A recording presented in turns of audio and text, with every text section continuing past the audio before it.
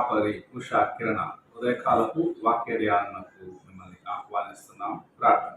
మమ్మల్ని మిక్కిలిగా ప్రేమిస్తున్న పరలోకపు తండ్రి, ఈ ఉదయకాల సమయానికి స్తోత్రం చెల్లించుకుంటున్నాం. దేవా, మమ్మల్ని ప్రేమించి మరి ఒక దినం అనుగ్రహించున్నాం.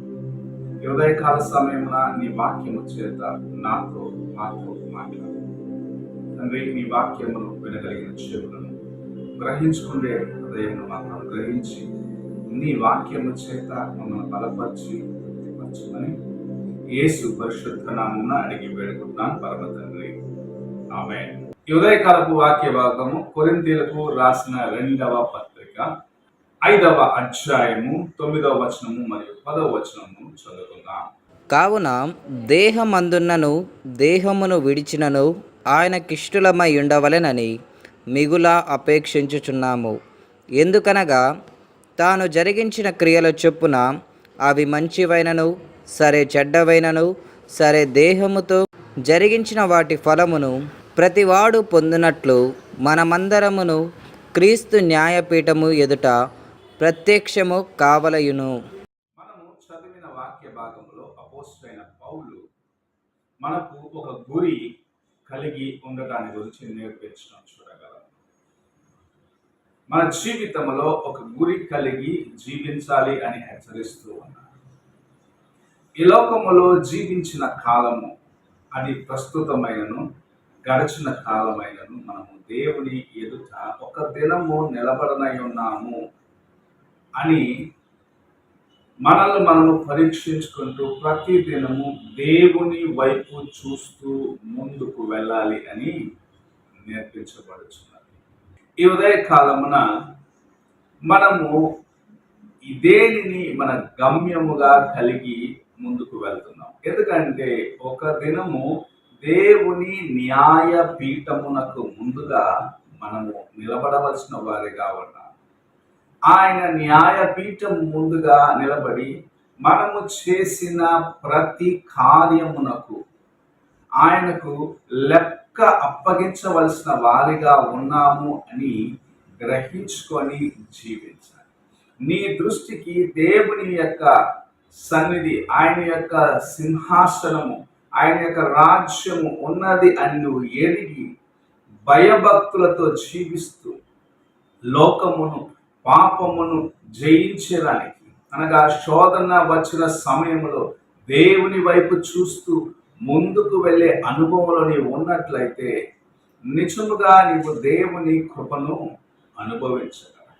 నీవు దేవుని కృప లేకుండా నీ ఇష్టానుసారముగా జీవించి నీకు తోచిన కార్యములన్నీ చేస్తూ నా ప్రాణమా తినుము త్రాగుము సుఖించుము, నేను అనేక దినములకు కావలసిన ఆస్తిని సంపాదించి పెట్టుకున్నాను అన్న రీతిగా బ్రతికినట్లయితే నీవు దేవుని న్యాయపీఠం ముందు నిలబడిన దినమున, అనగా ఈ లోక యాత్ర ముగించిన తర్వాత దేవుని సన్నిధికి వెళ్ళి నిలబడినప్పుడు ఆయన నిన్ను న్యాయము తీర్చే దినమున, నిన్ను విచారించే దినమున నీవు ఎలాంటి స్థితిలో ఉంటావు అని ఒక్కసారి నీవు పరీక్షించుకో.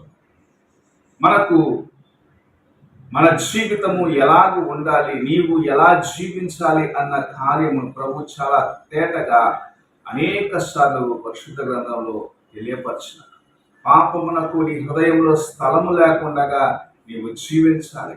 లోక కార్యములు గతించిపోతాయి, వాటిని నీవు నీ యొక్క హృదయంలో దాచిపెట్టుకొని దేవుని మర్చిపోగాకు అని హెచ్చరించబడుచు ఉన్నాం. మనము చూసినట్లయితే లాజరు ధనవంతుడి యొక్క ఆ కార్యము, వారి జీవితములు మనకు హెచ్చరికగా ఇవ్వబడి ఉన్నది. లాజరు ఈ లోకములో ఉన్నప్పుడు ధనమును ఆశించలేదు, ఆస్తులను ఆశించలేదు, తన యొక్క సౌఖ్యమును చూసుకొనలేదు, తన హృదయమును దేవుని ముందు యథార్థముగా కాపాడుకోవాలని ఆశించాడు. ఈ లోకంలో శ్రమలు అనుభవించడానికి సిద్ధపడ్డాడు. దేవుని న్యాయపీఠం ముందు ఒక దినము నేను నిలబడాలి అని ఎరిగిన వాడిగా తన హృదయాన్ని పరిశుద్ధముగా కాపాడుకున్న దాన్ని బట్టి తాను మరణించినప్పుడు దేవుని సన్నిధిలో తండ్రి అయిన అబ్రహాము రొమ్మును ఆనుకొని ఉండటము ధనవంతుడు చూసినాడు. అయితే ఈ లోకములో సకల సౌఖ్యములను అనుభవించాలని ఆశించిన ధనవంతుడు, నా ప్రాణమా తినుము త్రాగుము అని చెప్పిన ధనవంతుడు నరకములో, యాతనలో ఒక్క చుక్క నీటి కోసము అలమటించిన కార్యమును మనము ఆ యొక్క హెచ్చరిక కలిగిన కార్యంలో చూస్తూ, ఈ ఉదయ కాలమున నీవు చేసే క్రియలను బట్టి న్యాయము తీర్చబడతావని ఎరిగి నీ హృదయమును జాగ్రత్తగా కాపాడుకొని నీవు దేవుని ముందు యథార్థముగా నిలబడాలని ప్రభు ఆశిస్తూ నీతో మాట్లాడుచు ఉన్నాడు. ఈ లోక కార్యములు గతించిపోతాయి, మరణము సంభవిస్తుంది. నీవు మరణించిన తర్వాత ఎక్కడికి వెళ్తావు అనేది ఈ లోకములో నీవు జీవించిన దాన్ని బట్టే నిర్ణయించబడుచున్నది. దేవుని న్యాయ పీఠము ముందుగా నీవు నిలబడినప్పుడు నీవు ఈ లోకములో జీవించిన కార్యములను బట్టే అని ప్రభు చాలా తేటగా సెలవిచ్చడం మనం చూస్తూ ఉన్నాం. ఈ ఉదయకాల సమయమున నీవు నీ హృదయమును దేవుని యొక్క సన్నిధిలో ఎలాగూ కాపాడుకుంటావు? ఆయన ముందు నిలబడాలి. ఆయన ముందు నేను న్యాయము తీర్చబడే వ్యక్తిగా ఉంటాను. ఆ దినమున నేను ఆయనతో పాటు ఆనందించే జీవితమును కలిగి ఉండాలని ఆశిస్తున్నావా? లేక ఆ ధనవంతుడు యాతన చెందిన రీతిగా నీవు కూడా యాతన చెందేదానికి నీవు లోకమునకు అప్పగించుకున్నావా అని ప్రభు నిన్ను ప్రశ్నిస్తూ ఉన్నాడు. నీవు లోకమునకు అప్పగించుకున్నట్లయితే నీ జీవితము మరణము అనగా నిత్య మరణంలోకి వెళ్ళిపోతుంది. నీ జీవితము నాశనంలోకి వెళ్ళిపోతుంది.